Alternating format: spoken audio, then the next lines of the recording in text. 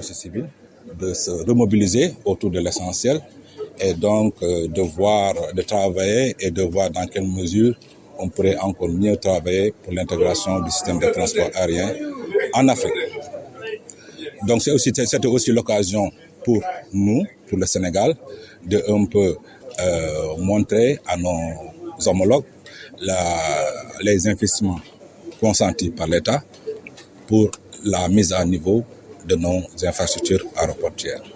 On a donc mentionné l'inauguration de l'aéroport de Saint-Louis, la prochaine certification de l'aéroport de Cap Skirring et aussi la rénovation ou bien la construction de nouveaux aéroports sur l'ensemble du territoire.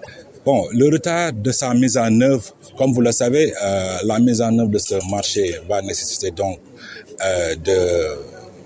d'harmoniser les différentes politiques de l'aviation civile au niveau de différents États. Il y a des instruments qui sont disponibles.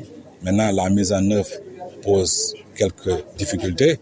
Comme vous le savez, il y a toujours un souci de protectionnisme au niveau des États et nous le concevons facilement. Seulement, il faudrait qu'on voit plus loin, qu'on essaye de construire notre système de transport aérien en Afrique. Parce qu'un seul pays ne peut pas prendre sur lui cette mission de développer donc ce système. Il nous faut donc l'adhésion de tous les pays, au moins de la plupart des pays, pour qu'on puisse enfin, constater donc la réalisation de ce marché. Les conditions sont en train d'être réunies.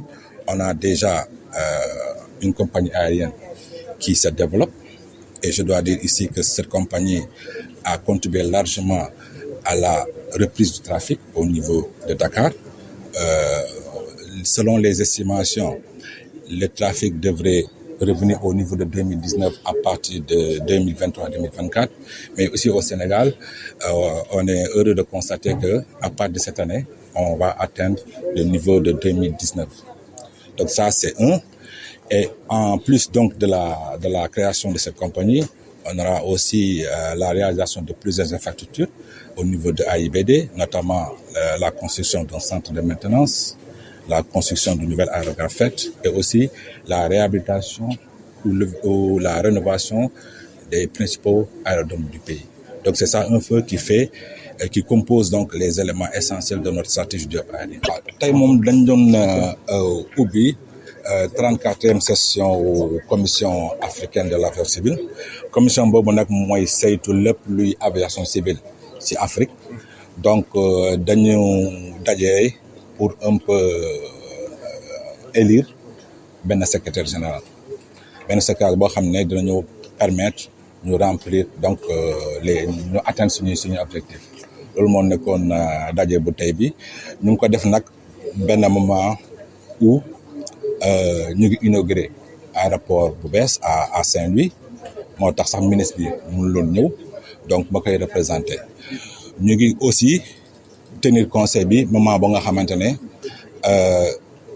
Covid bi gàllankoor nañu lool si transport bi mais alhamdulilah léegi trafic bi ñëwaat na nit ñi ñaa ngi dem ñaa ngi dikk et que léegi li ñu amoon comme nombre de passagers wala comme nombre de mouvement mooy dem maanaam avion yi ñëw ak i dem léegi ñu ngi toll niveau bu ñu amoon 2019 donc di sant yàlla ci loolu donc ñun daal pare nañu maintenant pour transport aérien gën a développé surtout que maintenant léegi am nañu ñu ngi waaj a am wala ñu ngi am ba pare ay infrastructure yu bees ñu ngi am compagnie bu bees boo xam ne mi ngi def ay jéego yu rëy ci wàllu transport mi ngi développé wu ñu ngi am aussi centre de maintenance bu ñu nekk ci tabax actuellement ñu ngi am aussi école bu aviation bu ñu nekk di préparer donc loolu yëpp di wane ni ki Sénégal am na taxawaay bu mag ci wàllum transport aérien. Something related to passengers. Alors ça c'est pas lié aux passagers. About a global Nous parlons d'objectifs mondiaux qui doivent être réalisés par l'industrie. L'industrie veut dire les compagnies aériennes, l'industrie, les prestataires de services navigation aérienne. Donc c'est un objectif mondial without individual implications. sans des implications individuelles directes, That will have to be based on the introduction of doivent new s'appuyer technologies, sur l'introduction de nouvelles technologies, en particulier de nouveaux moteurs, donc le renouvellement de la flotte avec l'utilisation importante de carburants durables dans l'aviation actuellement, l'utilisation des carburants durables est utilisée en dessous de 2%.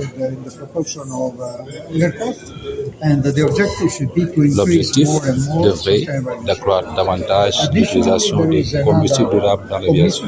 En outre, il y a un autre engagement pour la simplification de l'espace aérien.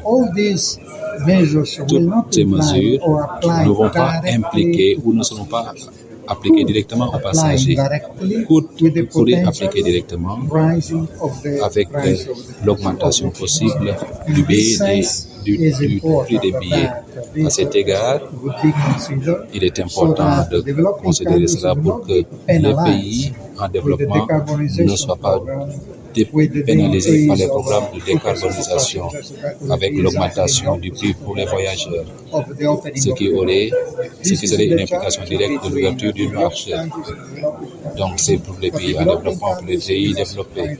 Pour les pays en développement, nous devons trouver un système par lequel la décarbonisation devrait être l'objectif. En même temps, les passagers vont continuer de voyager plus avec la création du marché unique. And the 41st assembly that will be held in Montreal in September-October. En octobre. I'm sure that Africa will have the opportunity. Je suis sûr que l'Afrique aura l'occasion In these two major events, lors de cette to have a single voice and to bring to the attention of the world priorities of the region, but in the context of enhancing connectivity within Africa and with the rest of the world. Je suis sûr que lors de cette grosse manifestation, l'Afrique portera une même voix dans le contexte mondial et également en particulier en Afrique.